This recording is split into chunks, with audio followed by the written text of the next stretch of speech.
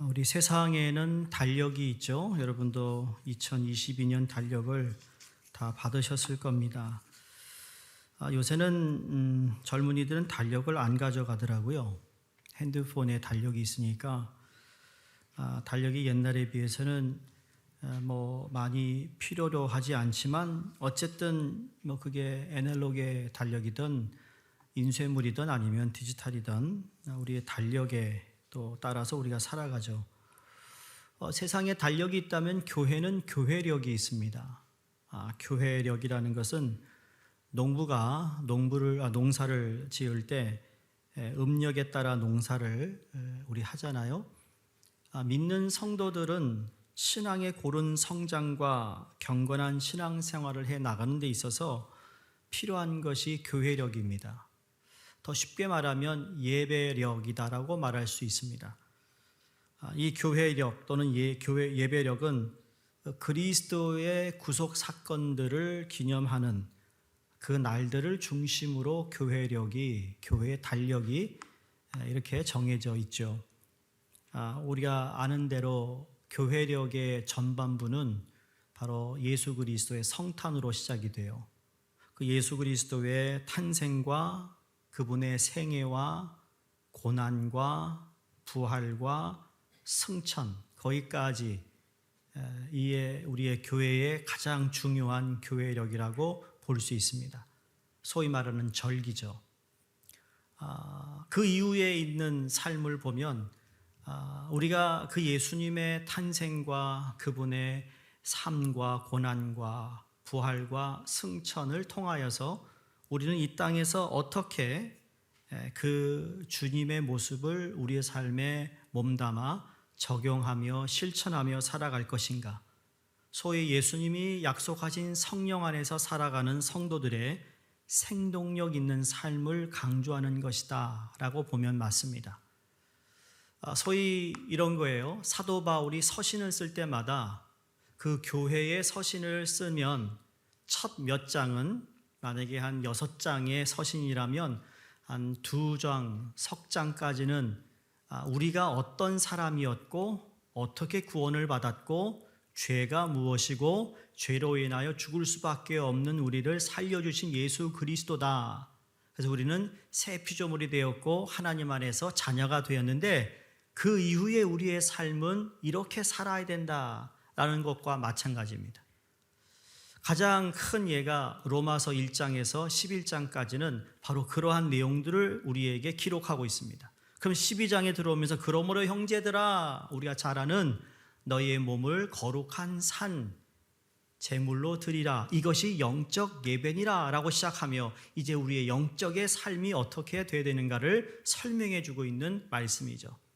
그래서 우리가 예수 그리스도의 이 탄생을 기다리는 이 기다림을 대강절이라고 얘기합니다. 올해 교회력으로 볼 때 11월 28일부터 대강절기가 시작이 됩니다. 그래서 첫째 주가 지나고 지난주가 둘째 주이고 오늘이 셋째 주가 되고 다음 주가 네 번째 주가 되면서 성탄절을 맞이하게 된다는 것이죠. 라틴어로 이 대강절을 애드벤트라고 하는데 애드벤트는 영어로 coming이라는 단어와 arriving이라는 단어가 속해 있습니다. 우리에게 오셨다. 우리에게 도착하셨다. 마치 공항 또는 기차역에서 오기로 약속이 되어 있는 손님이나 친구나 가족들을 기다리는 것과 같이 우리에게 오시는 그리스도를 기다리는 절기가 바로 우리가 지금 교회력 가운데 이 애드벤트를 지내고 있는 겁니다. 근데 오늘날 기다리고 참는 것이 그리 쉽지 않은 시대를 살고 있습니다. 여러분 인스턴트라는 인스턴트의 시대를 산다 했는데 이제는 디지털 시대가 되어버렸어요. 모든 핸드폰이며 컴퓨터며 전산기기의 속도가 무서울 정도로 발전해 왔습니다. 그러다 보니까 기다린다는 것, 오래 참는다는 것이 그전보다 참 어려워졌다라고 생각이 듭니다. 일본 저자 가운데 와시다 기요가츠라는 사람이 쓴 책 가운데 기다린다는 것이라는 책이 있습니다. 그 책에 보면 요즘 기다리는 일이 지나치게 어려워졌다 그럽니다. 약속 시간에 만나기로 한 상대가 당장 눈앞에 나타나지 아니하면 기다리기보다는 뭐 하죠? 메시지를 보내든지 전화를 해서 어딨어? 내가 어딨어가 톤이 어떻죠? 왜 안 오니? 톤이에요. 심하면 짜증 부려요. 안 오면 나 간다. 협박까지 하죠. 시공간상의 이 거리를 뛰어넘어 언제든지 통화할 수 있는, 소통할 수 있는 가능성이 많아졌는데도 불구하고 그만큼 우리는 인내하고 참는 것을 못하고 있어요. 이 저자가 책에 이렇게 내용을 씁니다. 지금 우리가 살고 있는 우리의 삶은 두 가지인데, 기다리지 않는 사회, 그 다음에 기다릴 수 없는 사회. 공감이 되세요? 이 사회가 기다려주지 않는다라는 거죠. 그러니 저절로 나도 기다릴 수 없다라는 이야기예요. 우리는 뜻대로 되지 않는 것, 어쩔 수 없는 것, 가만히 있을 수밖에 없는 것, 그런 것에 대한 감수성을 잃어버리기 시작했다. 그래서 이것을 역으로 가기 위해 오늘날 사람들이 이러한 작은 모임의 운동이 있는데, 그게 뭐냐면 여러분, 패스트 푸드의 반대가 뭐죠? 슬로우 푸드입니다. 슬로우 푸드를 다시 우리가 회복하자. 제 책장에도 책 이름이 슬로우 처치라는 게 있습니다. 제가 박사 논문을 쓰면서 교회관에 대해서 쭉 읽다 보는데 슬로우 처치 너무 재밌죠? 교회마저도 지금 너무 바쁘다라는 거예요. 교회마저도 서로 인내하지 못하고 있다라는 거죠. 그리스도인들도 성급하기는 마찬가지더라는 겁니다. 교회에서 일하는 것, 생활 속에서 우리 신앙의 일들이 빨리 진행되고 결과도 신속하게 나오는 것을 좋아하지, 더디고 늦어지면 싫어한다는 이야기죠. 하나님의 뜻을 구하면서 오래 참고 기다리며 기도해야 된다는 것을 알면서도 현실 앞에 그렇지 못한 우리의 모습을 발견한다는 것입니다. 기껏 몇 번 기도하고서는 이루어지지 않는다고 불평하고 돌아서고 기도의 자리에서 일어나 벌떡 나가는 경우가 수없이 많다라는 겁니다. 육신의 병을 치료하거나 사업을 추진하는 일이 여러분 하루아침에 이루어진다고 생각하는 사람은 아무도 없습니다.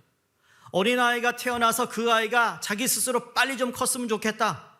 그래야 내가 이 아이를 키우는 거 벗어나지. 그런 마음을 갖는다고 그 아이가 빨리 자라나요? 1년 지난다고 여러분 그 아이가 사람 노릇 하나요? 아니요. 사람 노릇 하기는 여전히 먹고 싸는 것밖에 못해요. 그런데 그럼에도 불구하고 영원한 생명에 관계되는 중대한 일이 여러분 짧은 시간에 이루어진다고 기대한다면 그건 잘못된 기대감이에요. 누가복음 21장 19절에 주님께서 이렇게 말씀했습니다. 너희의 인내로 너희 영혼을 얻으리라. 이사야서 30장 18절에 그러나 여호와께서 기다리시나니 이는 너희에게 은혜를 베푸려 하심이요. 믿으세요? 여호와께서 기다리시나니 너에게 은혜를 베풀기 위해 기다리고 있다라는 거죠. 그리고 일어나시리니 이는 너희를 긍휼히 여기려 하심이라. 대저 여호와는 정의의 하나님이라. 그 다음에 그를 기다리는 자마다 무엇이 있습니까? 복이 있도다. 오늘 특성이 복이 있는 자, 복에 대해 얘기했는데 여러분 복 받고 싶으세요? 기다리시라고.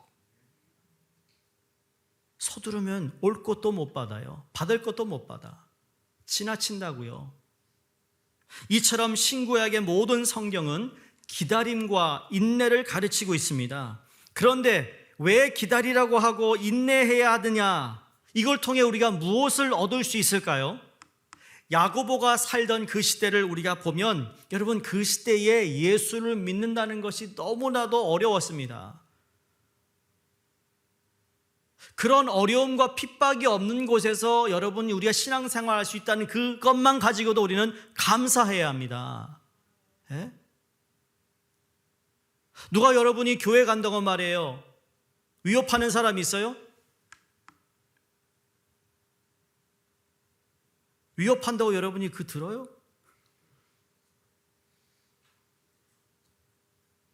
간혹 심한 경우도 있겠지만 이 야고보서가 서신을 쓸 때만 하더라도 그 예수 믿는다는 그 자체가 그 당시에 너무 힘들었어요. 예수님이 다시 오시겠다고 약속하셨지만 예수님의 제자들은 그 약속이 성취되기를 기다렸습니다. 자, 2000년 전에 오신 예수님, 저와 여러분이 지금 이제 앞으로 오실 예수님도 기다리잖아요. 재림하실 예수님을 기다리잖아요. 그분이 다시 오시잖아요. 그렇죠? 안 믿으세요? 그분 안 오세요? 중생, 성결, 신유, 재림, 우리가 성결교회의 사중복음이에요. 중생한 사람 다 중생해야 돼요. 구원 받아야 된다는 거죠. 그 사람이 성결하게 살아야 돼요. 성숙인 거예요. 성숙.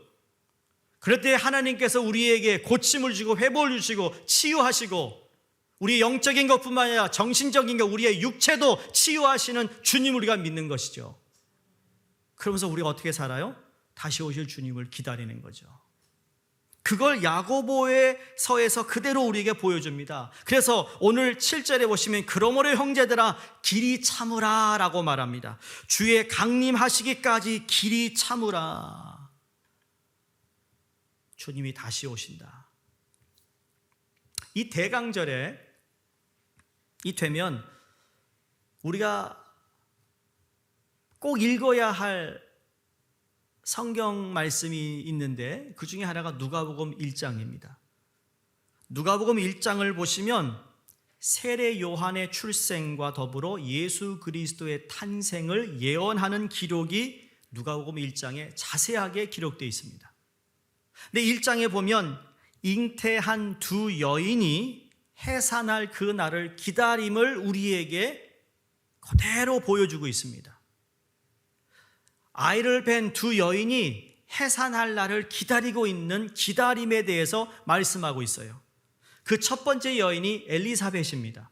남편은 제사장으로서 사가랴라는 제사장인데 그 엘리사벳과라는 여인과 두 번째 여인은 예수님의 어머니 마리아예요.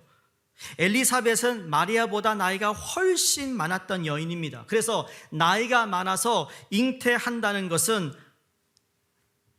그 당시로 말하면 위험한 것이었어요. 위험한 모험입니다. 1장 7절에 누가복음 1장 7절에 엘리사벳이 잉태를 못함으로 그들에게 자식이 없고 두 사람의 나이가 많더라. 반대로 마리아는 어떻습니까? 이 여인은 결혼도 하지 않았는데 아이를 잉태해 버렸어요. 그러니까 두 사람 모두가 처한 정황은 매우 난처한 임신을 야기했습니다. 사가랴와 엘리사벳은 하나님 앞에 의인이라고 그랬고 주의 모든 계명과 규례를 그대로 지키고 흠이 없었던 사람, 마치 믿음의 조상 아브라함과 사라같이 믿음으로 살아가는데 자식이 없었어요. 아이가 없는 채로 세월은 계속 흘러갔고 아이를 주시겠다라는 기대마저도 다 이제는 사그라졌어. 왜? 나이가 많아서 아이를 가질 수가 없다라는 겁니다.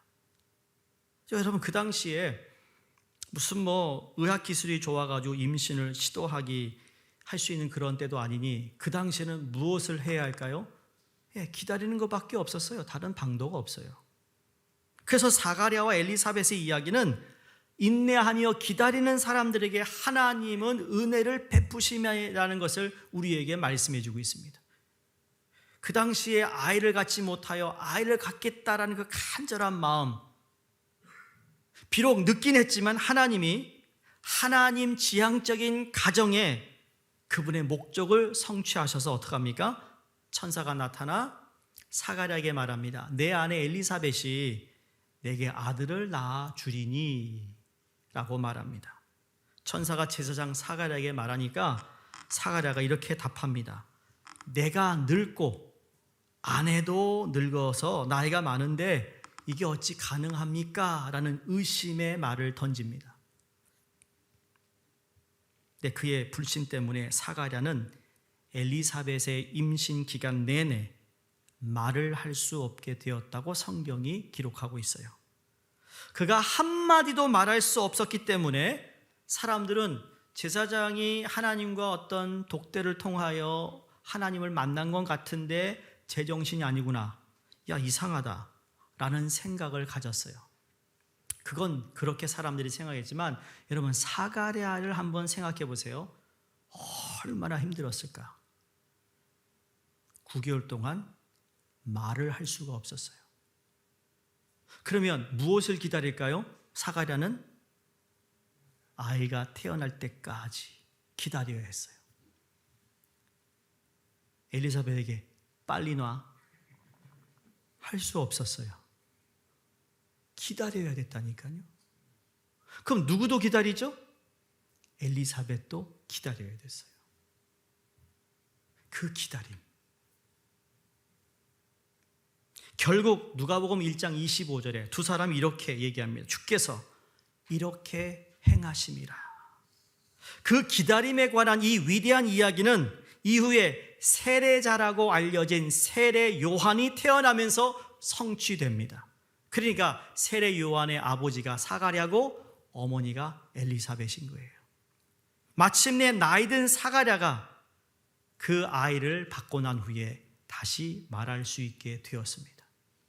그러니 말을 하고 싶어도 못하고 해야 하는데 할 수 없는 상황 속에서 기다려야 하는 사가랴. 아이를 낳는다는 것, 탄생시킨다는 그 기다림, 이것이 바로 성탄절 기다림이 여기서부터 시작이 되는 겁니다. 여러분, 성탄절, 예수님의 탄생 성탄절은 여러분 기다림이라는 거예요.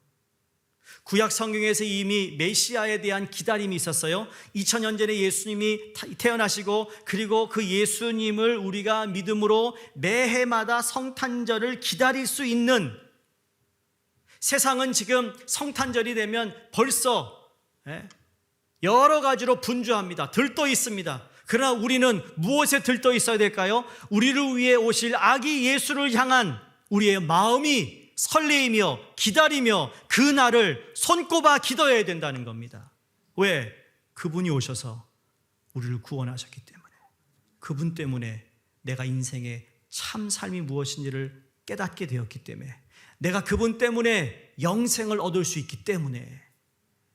그래서 부활절뿐만 아니라 성탄절 계기로 나는 다시 한번 주님 앞에 이 아기에게 나를 위해 오신 예수 그리스도를 온전히 예배하며 경배하며 내 모든 삶을 그 예수를 위해 드릴 수 있는가라는 마음을 가져야 된다는 거, 그 준비를 해야 되는 거예요. 세상 사람과 똑같이 살지 말란 이야기입니다, 여러분. 세상 사람처럼 똑같이 마시고 먹고 흥청망청 산을기로 하려고 예수님이 오신 것이 아니라고요. 더 우리는 그 주님을 기다리는 거예요. 왜? 내 삶의 주인이 되시는 분이 이 땅에 오시는 날이기 때문에. 한때 메시아를 기다리던 사람들이 메시아가 오시지 않아 실망하여 낙심했어요. 왜 낙심했을까요? 자기네들이 원하는 때에 오지 않았다고 생각했기 때문이겠죠. 원하는 계획에 맞추어 오시면 얼마나 좋겠어요? 마치 사랑하는 나사로가 죽어간다는 소식을 전달받았음에도 불구하고 주님은 3일 동안 나사로에게 가지 않았어요. 지체하신 것처럼 보였어요. 마리아하고 마르다 앞에 예수님이 나타나셨죠. 그들이 물었던 건 다른 거 아니었어요. 왜 지금 오십니까? 였죠. 왜 지체하셨습니까? 계셨더라면 죽지 않았을 텐데. 주님은 이렇게 말씀하셨어요. 이 모든 것은 하나님의 영광을 위해. 믿으세요? 하나님의 영광을 위해서 때가 있다라는 거예요. 죽은 나사로를 살리시는 예수님의 하나님의 아들로서의 구원자로서의 생명의 주인이 누구임을 보여주기 위해, 바로 그것을 위해 예수님은 삶을 사셨고 사역을 하셨다라는 거죠. 지체하신다고요? 우리는 그렇게 볼 수 있습니다. 그래서 오늘 본문에서 세 가지의 기다림을 우리가 기억했으면 좋겠는데, 첫 번째 기다림은 지체됨에도 불구하고 주님은 기다리라고 말씀하십니다. 사랑하는 여러분, 지체됨에도 불구하고 주를 기다릴 수 있기를 바랍니다.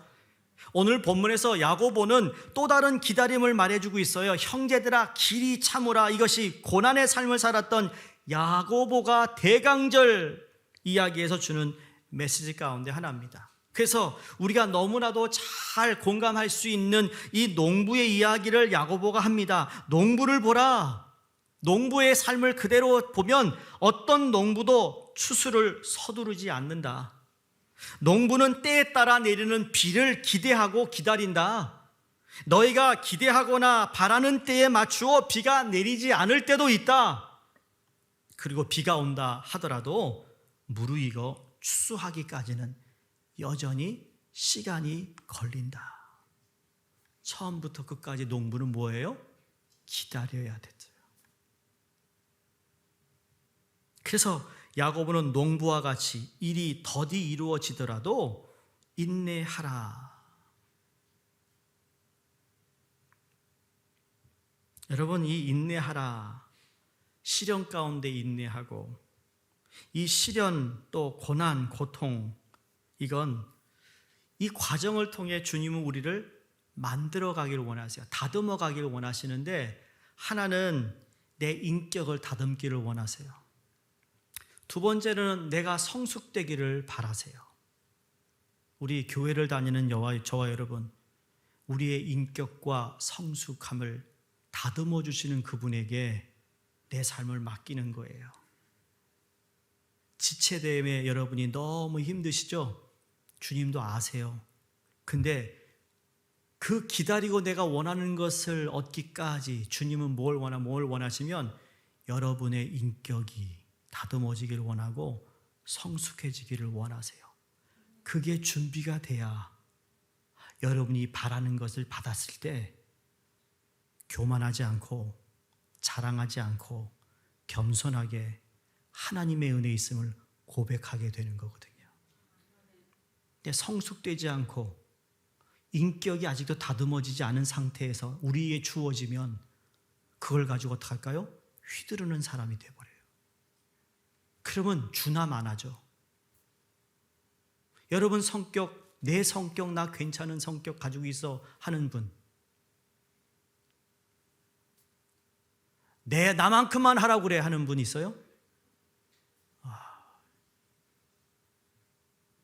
우리는 다 여전히 다듬어져야 할 부분이 남아있어요. 오히려 그것 때문에 나는 더 고개를 숙여야 될 수도 있어요.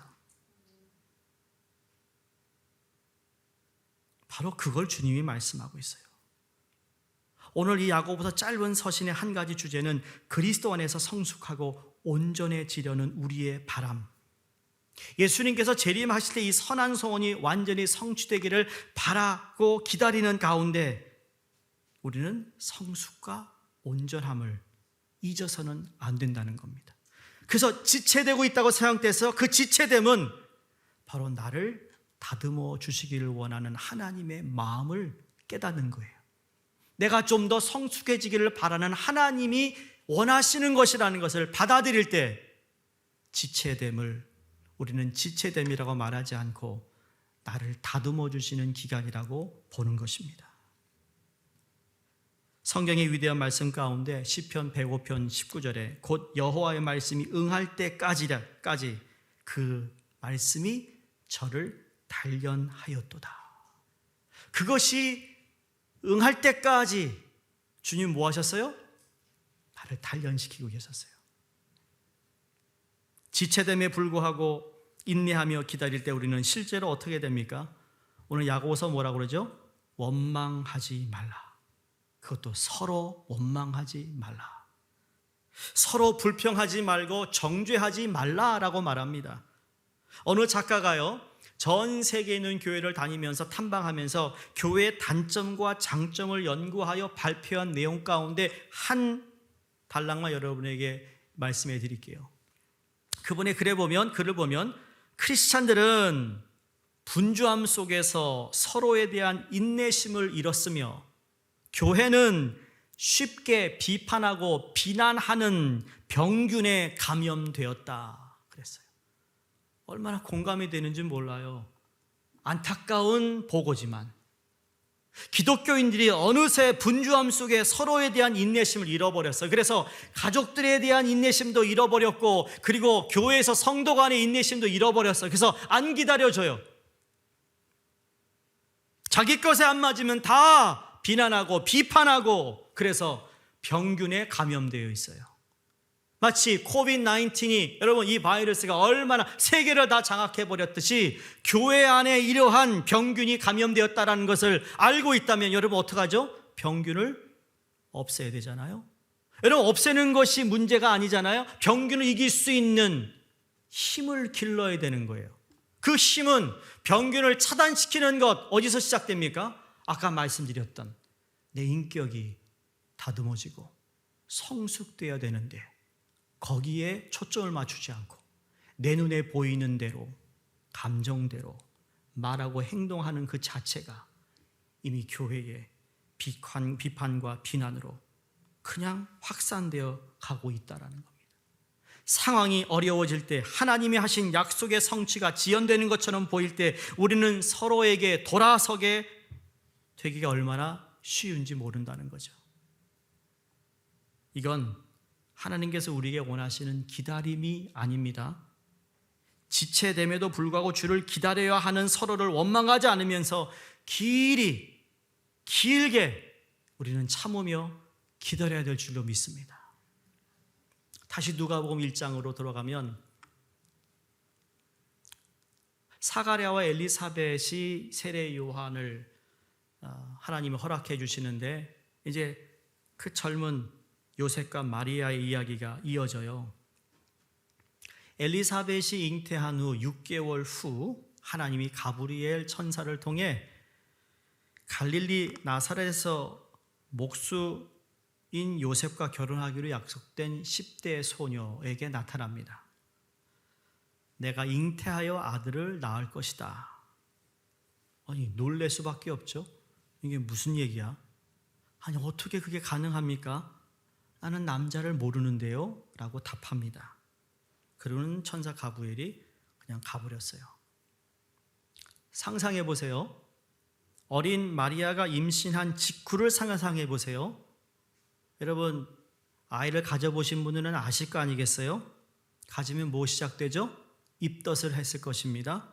몸이 무거워졌을 것입니다. 피곤을 느꼈을 것입니다. 다시 말해 사람들 앞에 숨길 수가 없는 상황이 되었습니다. 결혼도 아직 안 했는데 마리아의 가족들이 줄줄이 그에게 무슨 말을 할 것인지 한번 상상해 보세요. 너 미쳤니? 시작해서 돌았구나. 누구니? 별별 말을 다 묻는데 마리아는 한마디도 하지 않았어요. 성경에 보니까. 마리아와 가족들 사이에 벌어질 얼띤 그 가족회의, 마리아의 약혼자인 요셉 사이의 고통스러운 이 상호 관계를 한번 생각해 보세요. 더 나아가 그 작은 마을 나사렛에서 마리아가 받았던 외면, 비난의 눈길을 생각해 보세요.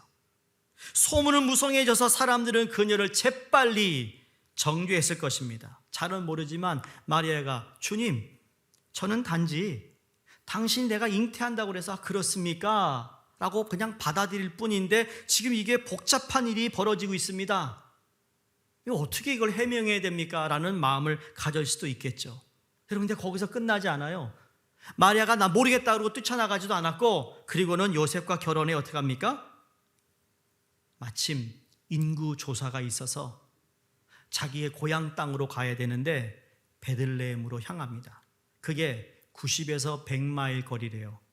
차도 없어요, 버스도 없어요, 기차도 없어요, 비행기도 없는 데죠. 우리가 성탄절 그림을 보면 요셉과 마리아가 이렇게 같이 가는 모습이 있죠. 마리아가 뭘 타고 가죠? 나귀를 타고 가는 모습인데 성경에는 마리아가 나귀를 탔다는 기록도 없어요. 그 말은 거기까지 걸어가는데 탈진의 탈진일 거라는 거죠.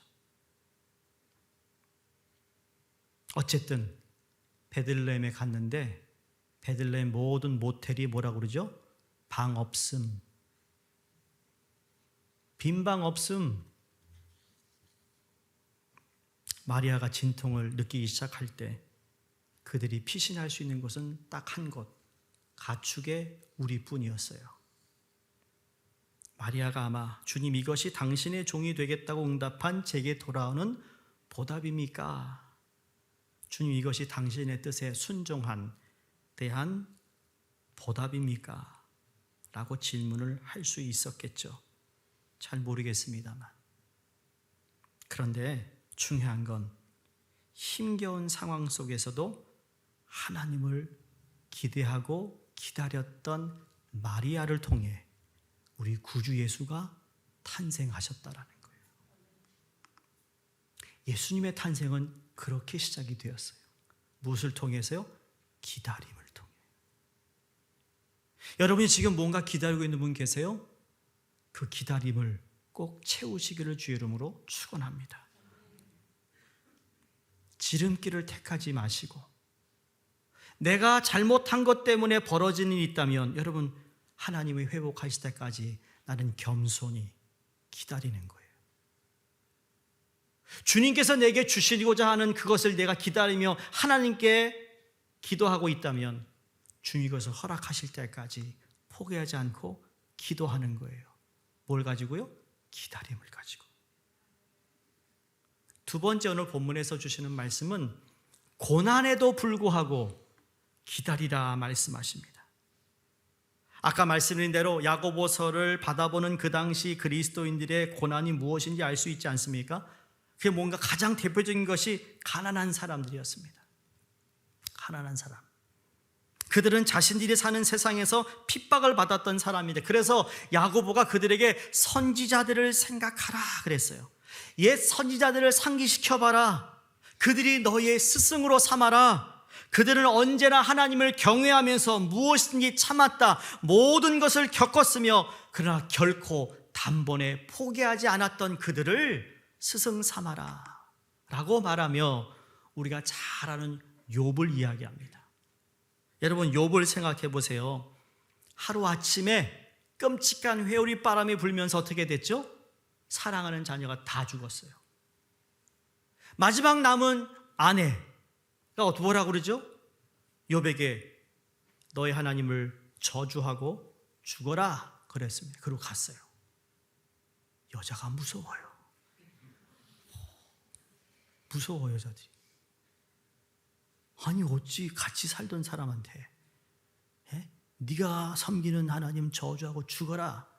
이게 한국말 여러분 영어로는요 이런 말 못하거든요. 영어로 죽어라 그게 무슨 말씀인지 아세요? drop dead라는 거예요. 그거 완전 그거 진짜 상상할 수 없는 말이거든요. 저주하는 사람에게 you drop dead 그러면 그거 욕이에요. 그거 얻어 맞을 거예요. 그건 여자가 무서워요. 한번 보세요. 옆에 누가 앉았나? 무서워요. 한번 그냥 마음 먹으면 그쵸? 아유 우리 남편 되신 분이 고개를 못 돌리네. 눈을 못 돌리는 것 같아.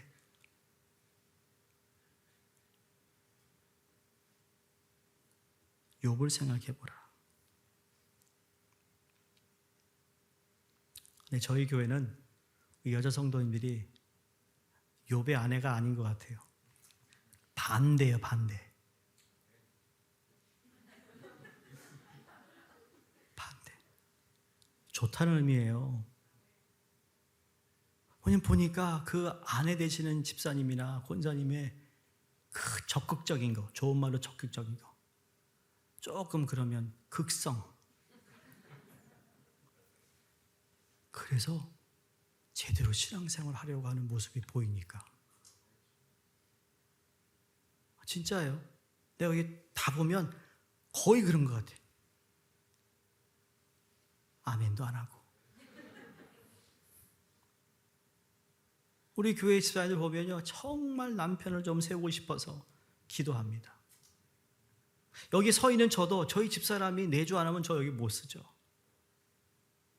저희 아버님도 저 어머니가 그렇게 적극적으로 아니면 극성적으로 막 그랬기 때문에 아버지가 장로까지 된 거예요. 교회. 보니까 그런 것 같더라고. 근데 그거 없이도 스스로 잘 되는 분은 진짜 훌륭한 분이에요. 아세요? 그런 거 없이 서는 남자들은 진짜 훌륭하다고요. 내가 지금 진리를 말하고 있는 거예요. 보니까 그렇다고요. 그분들이 어떻게 신앙생활을 하는지 물어보세요. 정말 저 사람이 아니면 내가 여기 못 있다고 하는 분이 반 이상일 겁니다. 그래서 감사합니다. 복입니다.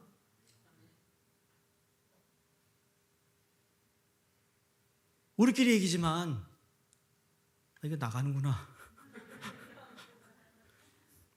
우리 여자 성도님들이 또 어떻게 기도 생활과 신앙 생활에 따라 남편들이 달라져요. 내가 누구라고 얘기하지 않겠어요. 근데 또 얘기하면 또 알 것 같아. 그러니까 누구냐고 묻지 마시고, 본인은 교회를 모태신앙이야. 연애하면서 자매를 만나가지고 결혼을 했어. 근데 지금은 거꾸로 됐어요. 모태신앙인 남편은 아이고 참, 이게 정말 새로 늦게 예수를 믿은 사람보다도 못하는 거예요. 그래서 어떻게 하든지 늦게 믿은 이 와이프 되시는 집사님이 그 남편을 세우기 위해 눈물로 기도하고 하나님께 간구하고 이걸 다 끊어 하나님께 온전히 서고자 하는 분들이 우리 교회에 많아요. 감사한 일이죠. 혹시 여러분이 여전히 그 기다리고 있으세요? 그 기대감을 가지고 기다리고 있는 분이 계시다면 절대로 포기하지 마시라고요. 여러분이 주님 앞에 어떻게 서느냐에 따라 하나님은 역사하실 수 있다라는 거죠. 그래서 여러분이 그것 때문에 고난을 당하고 있어요. 고통이 있어요. 아픔이 있어요. 그 아픔은 곧 축복이 되리라 믿습니다.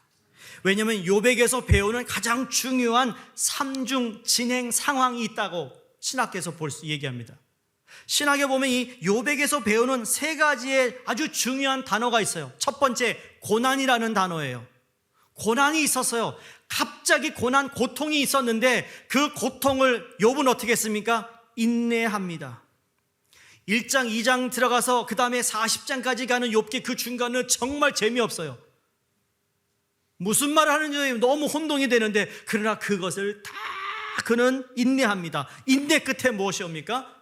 축복을 하나님이 하십니다. 그 전에 가졌던 것보다 훨씬 더 많은 것을 하나님께서 복을 내려주시더라는 거죠. 그래서 고난과 고통이 있습니까? 그런데 인내라는 것을 통해 인간의 응답을 이끌어냈습니다, 하나님이. 그리고는 마지막 역으로 인내는 축복이라는 결과를 낳게 하더라는 거죠. 그래서 야고보서는 인내하는 자를 우리를 복되도다 하느니라고 오늘 11절에 말씀합니다. 여러분이 고난을 만날 때 이러한 인물들을 본보기와 스승으로 삼기 바랍니다. 야고보서 1장 2절에도 너희들이 형제라 여러 가지 시험을 만나거든 온전히 기쁘게 여기라. 왜? 그 인내함을 통하여, 기다림을 통하여 하나님이 더 좋은 것을 주실 것을 믿기에 기뻐하는 거예요. 예수 그리스도께서 히브리서에 십자가를 앞에 두신 예수님의 표현이 이래요. 지금 눈앞에 보이는 십자가를 두려워하지 않고 부끄러워하지 않았던 것은 십자가 뒤에 오실 하나님의 영광을 주님은 보았기 때문에, 그걸 기다리고 인내했기 때문에 예수님이 만왕의 왕이 되신 거예요. 사랑하는 성도님들, 고난, 고통이 있습니다. 그러나 그 고난은 인내를 가져다주고, 인내는 성숙과 온전함을 가져다주는 놀라운 축복의 통로가 된다는 사실을 기억하시기를 바랍니다. 마지막으로, 이 마지막 기다림은 허락하실 결과물을 기다리라 말씀합니다. 좋은 드라마, 좋은 영화는 어떤 영화죠? 끝이 아주 그냥 이 뒤숭숭하게 끝나는 영화는 주로 우리가 평을 어떻게 합니까?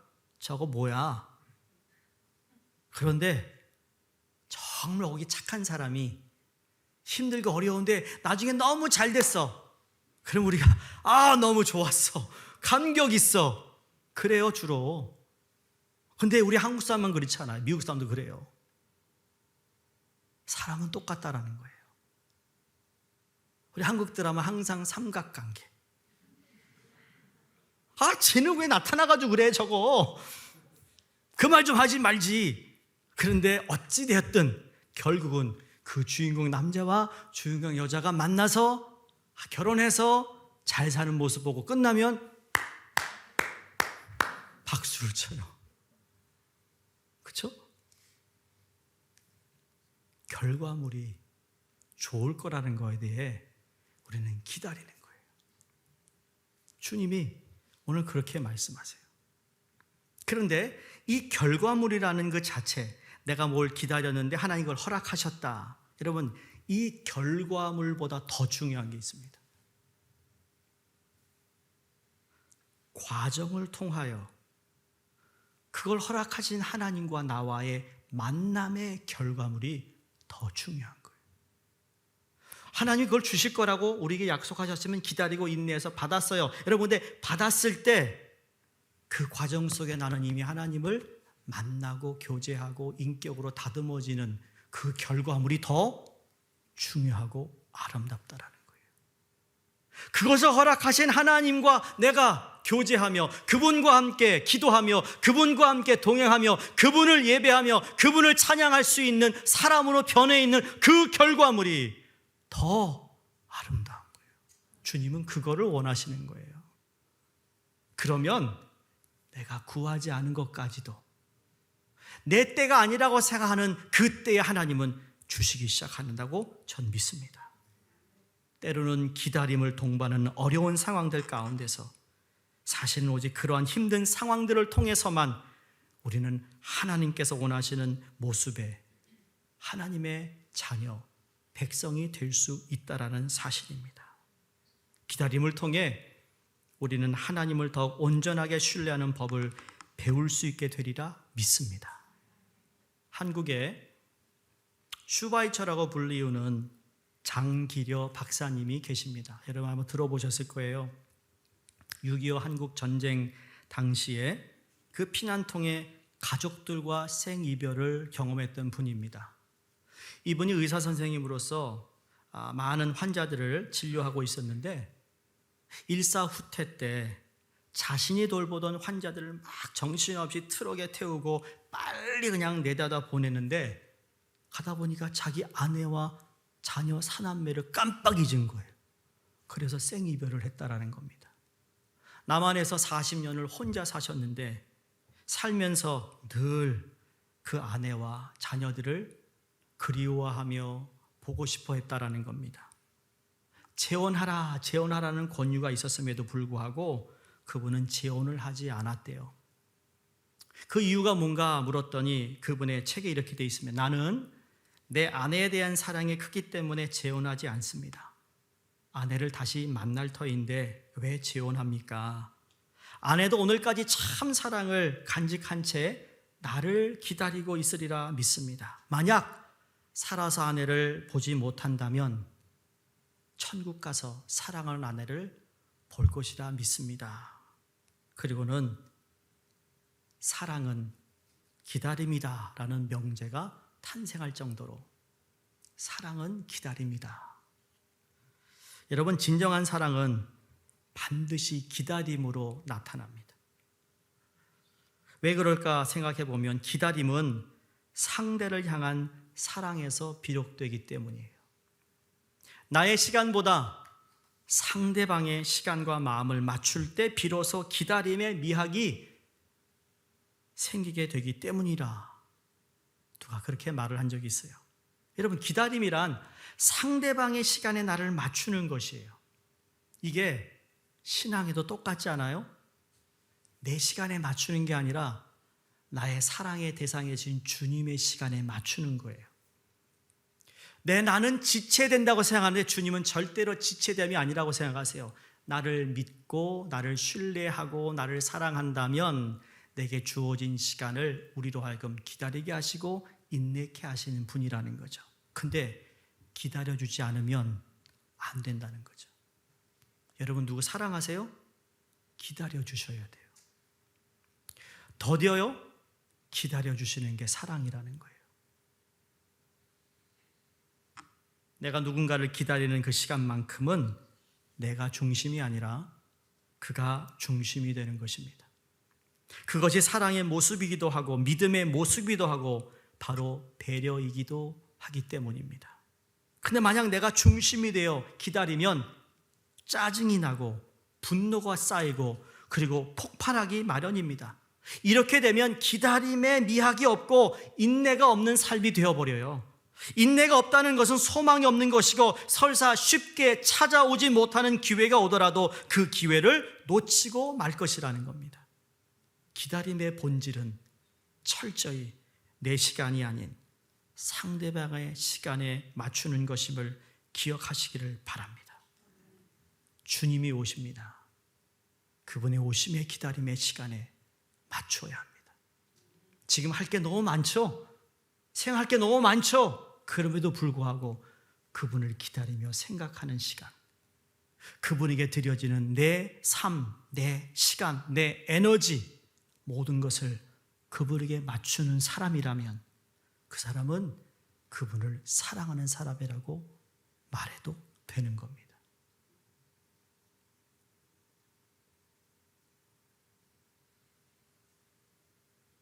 우리는 이러한 하나님이 기다리라 할 때 기다릴 수 있는 저희가 되기를 바랍니다. 지체됨에도 불구하고 고난이 있음에도 불구하고 허락하실 결과물에 대한 기다림을 통해 그래서 예수 그리스도의 탄생의 그날을 중심으로 여러분 지금부터 주님 맞이할 준비를 한다면 이번 성탄절은 그 어느 성탄절보다도 비교할 수 없는 기쁨과 감격과 감사와 영광의 시간이 되리라 믿습니다. 바로 이 기다림의 때를 잘 인내하시기를 주의 이름으로 축원드립니다.